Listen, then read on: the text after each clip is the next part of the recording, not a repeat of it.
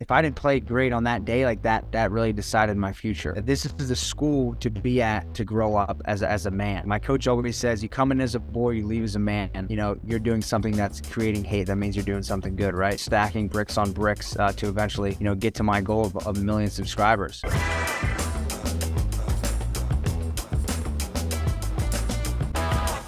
What's going on, everyone, and welcome to the first episode of the Athletes Only podcast. For my first episode, I have my good friend and Ohio State's very own Mitchell Pehlke, the king of NIL, here to talk about all things lacrosse, the business of social media, and much more. In my conversation with Mitchell, we chatted about how he's had brand partnerships with large companies such as Degree and STX Lacrosse, how he manages his day-to-day as an Ohio State athlete and content creator, and what his recruiting process looked like as a lacrosse athlete. You guys won't want to miss this episode of the Athletes Only podcast. It is jam-packed full of knowledge. So in return, all I ask is that you smash the subscribe button down below.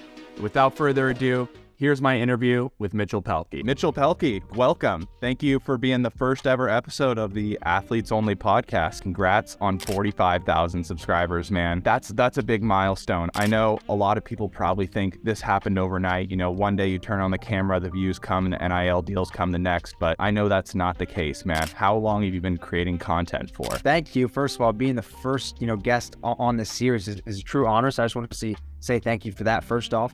And yeah, 45,000, actually just passed 46. So it goes back actually 7 years, March 5th, 2016. We're about to be on 7 years here this Sunday. I still remember the first camera I picked up. It was like old, family videos camera. And now I'm recording with one of the best cameras on the market. But it's surreal. I think the people you meet and the memories you capture are the two biggest things that I take away from creating social content. I don't know, I just think the self-discipline I have of continuing to create great content week in and week out has definitely put me in the best position possible. That is exactly what it is. It's creating great content. Both of our lives were affected about a year or so ago when the NIL rights passage came in, July 1st, 2021. It was a big day. Talk to me about what that was like getting your first NIL deal and how that really affected you as a creator and as a brand, I guess. NIL got passed July 1st, 2021, and I really didn't think much of it, right? Like you being a swimming diver and me being a lacrosse player, Olympic sports, non-money generating sports, like you don't really know what you're going to get out of it. I knew pre-NIL that football and basketball players, like they're going to make their money, but like what are we going to really get out of it? So I still remember July 1st, it hits, wake up, and I actually had a couple of DMs couple companies in my DMs already reaching out, being like, hey, we love your stuff, we love to partner. And about 8 days later, I got my first opportunity to work with Degree Deodorant. I still remember July 9th, signing the contract and working with them on a campaign, the Degree Deodorant Limits team, and it's been super surreal. But it's just nuts to go from doing social media for my 4 years in high school, having to come to campus and stop making money and really stop making YouTube videos, and then be able to pick it back up on July 1st of 2021 and start making money again and working with brand deals that I truly have used, for my whole life. And that's super awesome that, you created some great partnerships with companies like Degree, and another one that I've seen recently that's really big is STX. Talk to me about what your relationship is like with these brands as an athlete and as a creator. I know there's like a lot going on there. I know that a lot of people might see you on the lacrosse field as a big target, like, hey, this guy's got a top lacrosse sponsorship. What's that like for you? Yeah, so it's definitely tough on the field. I would say chirps are flying my way for sure. But that's one thing you got to get over quick. And I think, I'm creating content, like I said, for 7 years. Like in the beginning, it bothered me. Now I don't even think about it. But I think it's tough, right? Like one thing I think about a lot is like in my videos, they always see me shooting right hand. So like when I'm on the field, they know what my strengths are. And that's one thing I always think about, like, damn, man, like there's really no getting around that. So I got to get better in my left hand, right? I don't know, I think as far as the hate comes, like, haters are going to hate, creators are going to create. If you look at it from the other spectrum, you're doing something that's creating hate. That means you're doing something good, right? I think so. I mean, there's been plenty of people that have tried to, like, quote unquote, slow me down, I guess, on my content creation journey as well. And I've just kind of listened to my own little heartbeat and just kept going forward like yourself. It's tough, especially when you're balancing a sport at the same time. Like, there's so many distractions that can be had as a college athlete, from the partying to getting more dialed on your sport to school. I mean, content creation's like a fourth priority for a lot of, content creators who are athletes, but it's got to be up there in that top 3, I'd say, if, you want to really be great at it. I actually just made a Instagram or a vertical video, short reel, TikTok, whatever you want to call it, about really the downside of NIL, the downside of being a Division I athlete and having a brand, right? You go to the school to get a great education. Secondly, you're at that school to win a national championship and compete at your best in your sport. I mean, for us, that third thing is the brand, right? And that brand has substituted really this college lifestyle that you see on the internet, right? Like, the brand is substituting the hanging out with friends, the partying. Any extra free time I have besides school and lacrosse is going right to the brand. And that's the downside that people don't really see. And at the end of the day, the more hours you put into your brand, the more money you want to make. And really, for me at Ohio State, that's the opportunity. I'm going to capitalize. I'm going to come here. I'm going to graduate. I'm going to get that diploma. I'm going to try to compete, win a national championship with my team, and maximize the time here and gain as much compensation as I possibly can. I think you hit it right there on the head. It was very difficult to put aside all distractions for myself in college, but it was something that I definitely needed to do, and I definitely thanked myself later for it. A huge thanks to the partner of today's video, Mint Mobile. Kyle, have you heard about how much money Mint Mobile can save you? No, I haven't. What's all the hype about? Is it just because they partnered up with Ryan Reynolds? As owner of Mint Mobile, I always want to find ways to save you money. You're gonna want to believe the hype. Not only is Ryan Reynolds the owner, but he's got your wallet in mind. You could save tons on your cell phone bill with Mint Mobile. Mint Mobile offers unlimited talk and text on the nation's largest 5G network for just $15 a month. Can I even get service up here? Yes, you can, Kyle. With Mint Mobile, you're getting quality without the cost. They keep their costs low by selling directly to you online. No salesmen, no retail stores, and they pass along that savings to you. Wow, it seems like switching to Mint Mobile just makes sense and saves you lots of dollars. Exactly. And switching to Mint Mobile is super easy thanks to their eSIM cards. Sign up and switch today, all from the comfort of your home, and keep your current phone. Make sure to check out Mint Mobile today using the link down in the description to find out how much money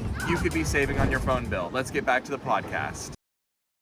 Talk to me about what it is like amongst your teammates of you being the content creator, I guess, in the house. Do your teammates enjoy being in your videos? What's it like creating content in a college house? No, my roommates have been great with it. My roommates and teammates. I think one of the biggest reasons is they enjoy the content too. Like when my video, I post YouTube videos every Tuesday at 5 p.m. I know they're the first to watch. And I think that's the reasons, because I make content they want to watch. So they like being a part of content that they want to watch. It all kind of makes sense, right? And it's never from a money thing of no one wants to be in it because there's no money or compensation or something like that. Like at the end of the day, take the money aside, I'm still going to be creating fun videos with my team. Yeah. And I think as far as, my roommates, they're obviously in the videos more often because I obviously live with them. And they love it, right? It's just fun getting them involved in challenges or contests or this and that, daily vlogs, or going to do this or that. I'm bringing the camera along. And they're all great personalities. So they all love being a part of it. There was never a part, or there was never a segment in my career where I had to kind of lure them in, be like, hey guys, I really need you to do this. It's all right, Mitch wants this idea, let's get it going. I think that's really something that you've done a great job with, is building these personalities around your roommates and stuff. You see them all the time in the videos, you're shouting them out, they're doing Instagram stories, promoting the merch, and they're a part of the Mitchell Pehlke brand. And that's really cool to have that kind of relationship amongst your teammates that goes beyond just the field. No, I appreciate you saying that, because that's big, right? Two guys that come to mind is James Hogan and Garrett Nielsen, two of my best friends on the team, right? I hear they're hilarious.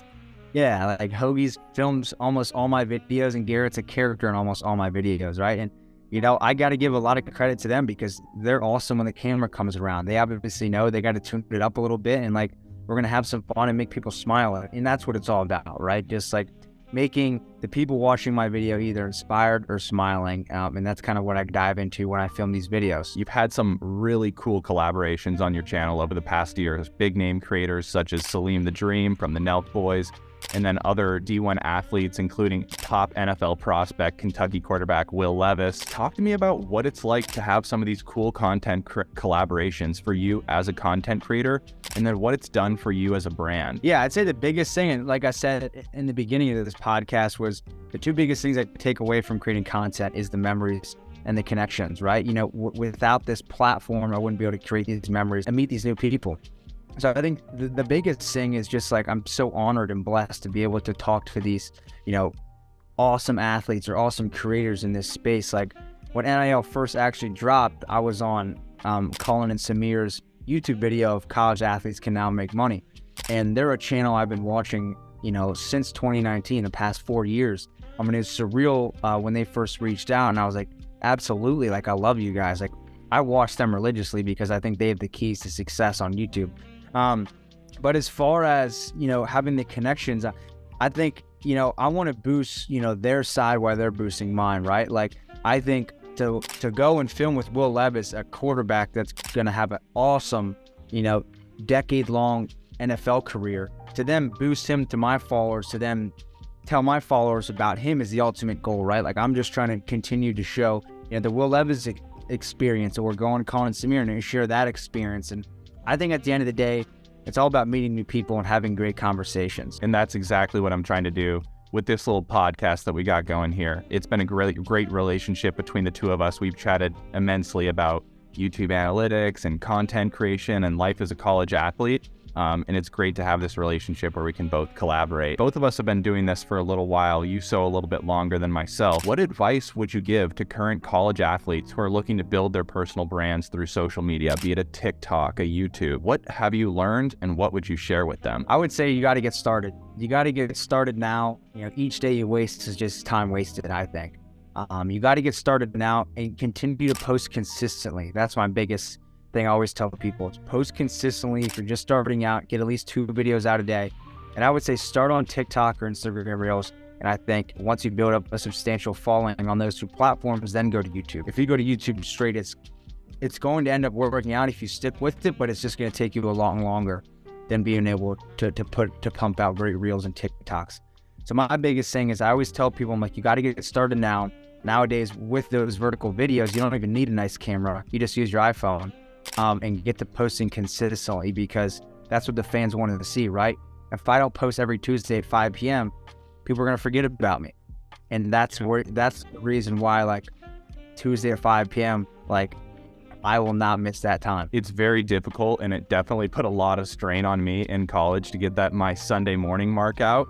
But it's something I was committed to. You know what? If I had a swim meet that went through Saturday night, I would stay up, and I was pulling that one out to put that out the next morning. So it's grind, it's dedication, and lots of athletes probably don't understand that until they try it out, and then they're like, whoa, this whole social media thing is like a lot more than I expected. So there's definitely a lot of respect that I have for everyone who came before me in the content creation space as athletes. I truly think YouTube's going to reward you if you continue to post on their site at the same time, right? Like, YouTube's a platform where they want people to stay on as long as possible. So if they know, you know, Kyle's posting Sunday mornings and you hit that every morning for the year, they're going to reward you by blasting your video out. Obviously, no one knows if that's true, but that's just kind of how my mind thinks of it. No, I think there's definitely validity to that, for sure. I have this segment that I like to do called Student Athlete. You know, we went to college to be athletes, but at the end of the day, we're going to walk away with a degree, and that's going to be one of the most important things that we take with us for the rest of our lives. Obviously, it's not just about going and playing sports every day. So how have you managed school, content creation, building a personal brand, making the merch, and making time for being a Division I lacrosse player at Ohio State, like that top level lacrosse across the United States? I think the school part is tough, right? Like, I'm in a major here called sport industry, and I truthfully picked that major because it's a major that doesn't require a lot of work. It's one of the easier majors here at Ohio State. And I knew I wanted to do social media when I graduated. So when it came time to pick my major, I'm going to pick a major that doesn't require a lot of time, so I can put the time that I'm already missing out by playing a sport back into the brand. So I think it just comes down to discipline. I think all it is self-discipline. I say this almost every day, but my Google Calendar is my Bible. Like, I'm religiously looking at that thing. From when I wake up to 6 a.m. to when I go to bed to 10 p.m., everything's blocked off. Obviously the pillars go school, lacrosse, brand. I can't mess with the pillars. I got to get school done. Then it goes to lacrosse. And then if those 2 boxes are checked, then I can work on my personal brand. And it just depends every day. The day-to-day is definitely different every single day. But I just think the biggest thing is self-discipline and writing out exactly, what I want to get done in that day, and really stacking bricks on bricks to eventually, get to my goal of 1 million subscribers. And I know that'll happen. I just think for people coming up and people like yourself, like you got to have this self-discipline within your schedule. And I'm a guy that's strictly business. Like my roommates, I don't see them during the week at all because I'm dialed in on this. And I think I'm already at loss with practice. And obviously that's the non-negotiable. I'm going to practice every single day. So I have to figure out, what are the things I can maneuver? What can I say no to? What can I say yes to then put the time back into my brand? Definitely a very critical piece and a big sacrifice to make. For me, it was always like, I always used my planner. I lived and died by my planner. For you, it seems to be the Google Calendar. I think it just really comes down to having excellent time management to hit all of those 3 pillars that you just mentioned. It takes time management, and that's the number 1 skill I took away from college athletics. And I think it's going to carry with me through the rest of my life. I want to talk about the recruiting process for you. Swimming is very straightforward. It's, hey, you went this time, you're evidently fast at the sport of swimming. But lacrosse is a little bit different. Can you talk to me about what that process was like? Yeah, so actually it's changed a lot. This is pretty interesting. Not a lot of people know this, but I actually committed to Ohio State the fall of my freshman year of high school. So October 1st of 2015, I was a young 15-year-old. I visited Ohio State, Johns Hopkins, and UVA, University of Virginia, and I chose Ohio State. I haven't looked back. I'm so blessed with the opportunity to come here, and it's pretty surreal. It's about to be done in May. But during the recruiting process, it's pretty simple. I graduated from 8th grade, and then that summer, that June and July, I was up and down the East Coast going to different travel tournaments, trying to play summer lacrosse. At 15 years old, good enough so a college coach would then reach out and we'd go on visits. Super surreal to look back on, but that was it. Every single weekend in June and July, Long Island, Maryland, Pennsylvania, DC, you're going to these travel tournaments. And at 15 years old, I still remember playing in a championship game with like 30 college coaches on the sideline. And if I didn't play great on that day, like that really decided my future. The recruiting process has changed now where guys can't really talk to coaches until September 1st of their junior year. But looking back, I'm so thankful God put me in the right position to pick Ohio State, and I truly love this place. Like the fact that it's going to be gone, like I said, in May, is pretty heartbroken, but I know I'll come back at least once or twice a year. You mentioned UVA and Johns Hopkins as some other schools that you were talking to. What was that process like in taking the recruiting trips, and what was that conversation like with those coaches when you told them that you were going to Ohio State? Yeah, so it was definitely tough, right? Like it's a nerve-wracking conversation to have at 15, right? But my dad just was like, hey, like at the end of the day, this is a business, right? Like you want to go to the best school possible to compete at the highest level. And for me, that my thought process was Ohio State. Ohio State had everything I was asking for: great education, big school spirit, big football.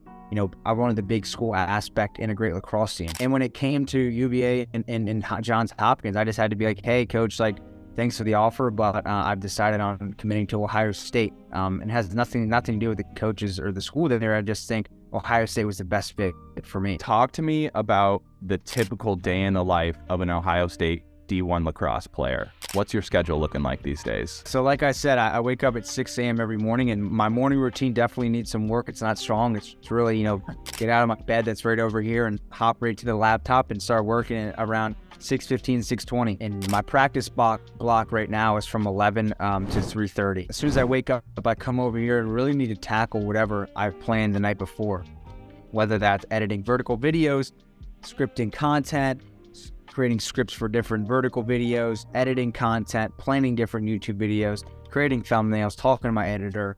There's always something different every day. That all gets tackled in the morning. Then go to practice, obviously come back. Some days I have class after practice. If I don't have class, I'll usually come back here. I literally do everything up here in my room. I'll start tackling homework, and then once homework's over, it's right back to the brand.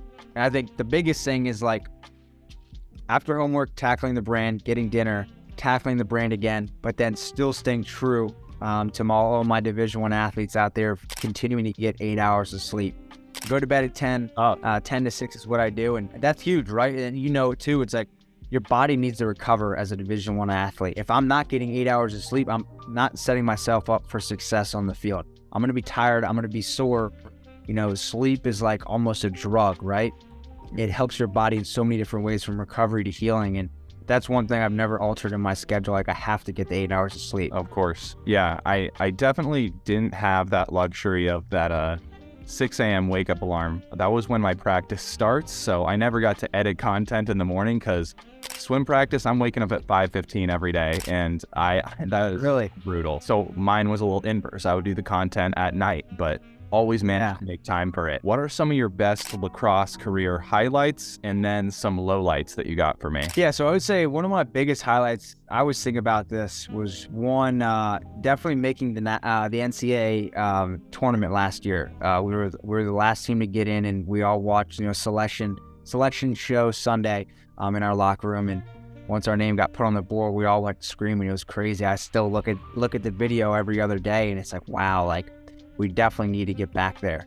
I think a low light was honestly COVID. I think that really was tough, right? It was like my freshman year, playing great as a team in the spring, and then COVID happens. And it was just tough, right? Like, my freshman year, all I wanted to do is be around the guys. And when that got taken away and I had to go home, I was like, man, like, I really took this sport for granted. And I remember coming back from my sophomore year and still thinking about it now. Like, I'm so thankful to step on that field every single day and play for Coach Myers and represent the Block O on my chest, because I truly love this team and love this school. How has that team helped you grow as an athlete, content creator, and more so importantly, as a person? I know I learned a lot of life lessons from my teammates, especially the people who came before me, the upperclassmen. What has that team done for you? Yeah, I think obviously, Kyle, being a D1 athlete, like, it really puts you in the best possible position, to succeed and prepare yourself for that next year, right? I just think here at Ohio State, with lacrosse, field hockey, football, basketball, soccer, like, the Block O in Ohio State and the Scarlet and Gray is like, this is the school to be at to grow up as a man. I think my coach always says, you come in as a boy, you leave as a man. And my coach is truthful with that. Like, he's hard on us a lot, but he does it out of love. Like, he cares for one of us. And that's how all the Ohio State coaches are here.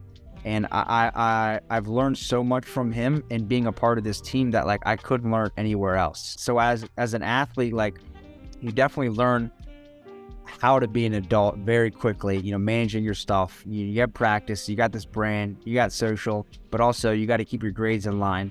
And I just think the biggest thing is, one thing I learned my freshman year was, I got to get my schoolwork done early, because if I wait to the last minute, it's game over for me. And I think as far as the content goes, like, it's been awesome, right? I think the Block O has a huge brand behind it, right? And I've been able to put that on my back and represent that to my fullest ability. And I think going back to the team aspect, it's super cool to just involve my teammates in this content. Obviously, they're going to be watching when they grow up. I can't wait till their kids start watching it.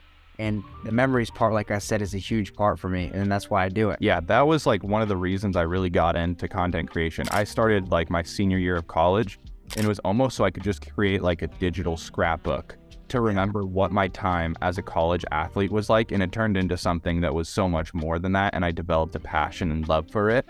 But it was really just to represent something bigger, like you were talking about there, and I absolutely love that. What's up next for you? Can you talk to me about some future collaborations that you got? Anything you're excited about coming up next? I know you're in the lacrosse season right now, so there's got to be a lot of great content coming out. Yeah, so I think as far as collaborations go, not too many, just because obviously the season, my last season, is obviously top priority. Can't travel, obviously have games on the weekends and practice during the week. So really kind of staying focused to that it's been the priority. But obviously when I graduate, I'm off and running. My plans and currently getting my summer schedule dialed up right now to go to lacrosse tournaments, to meet up with other creators, to potentially film great videos in the summer. Because as you know, the summers and winter break for us is go time. Like, no lockdown to practice. We're going to get our workout in, but we can get it in on our own time. Like, it's go time for us. But now, obviously, not being a Division I athlete anymore after May, retiring that, I'm going to have so much free time. So the plan is this summer to go back home and continue to travel and create great content on the athlete side.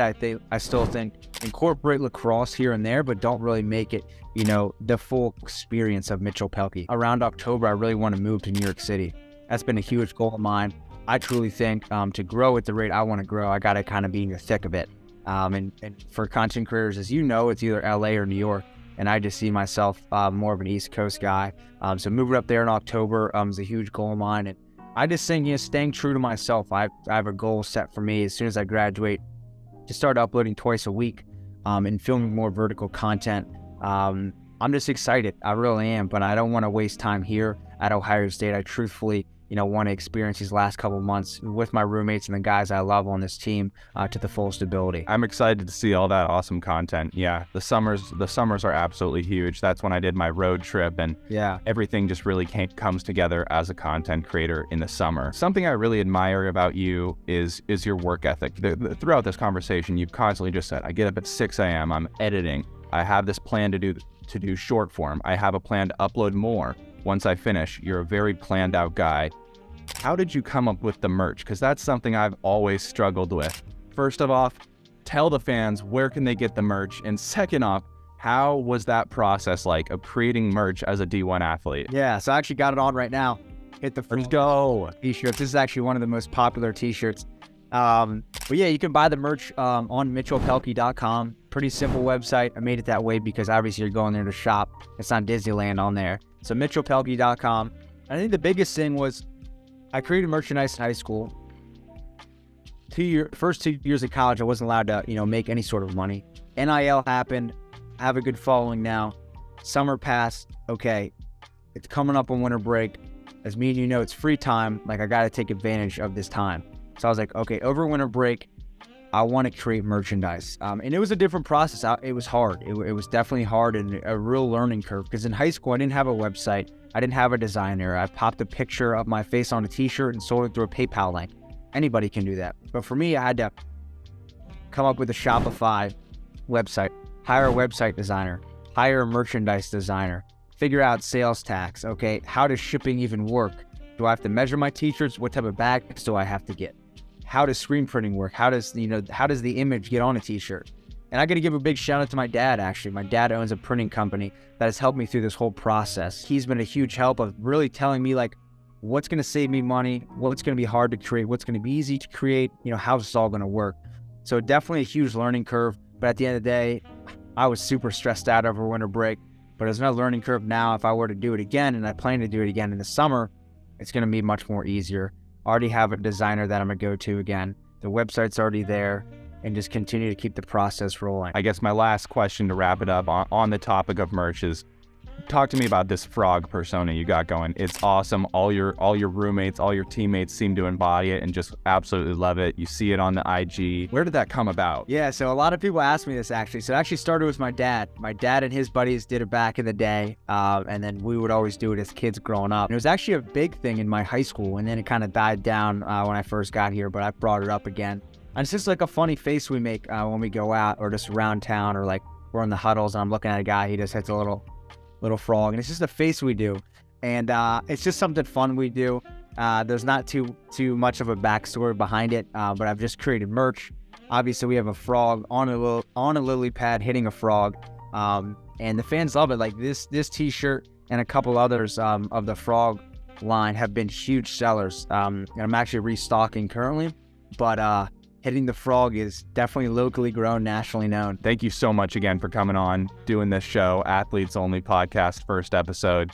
It's been a great one. Thank you so much for doing this, man. Ladies and gentlemen, if you haven't already, make sure to like and subscribe to Mitchell Pehlke.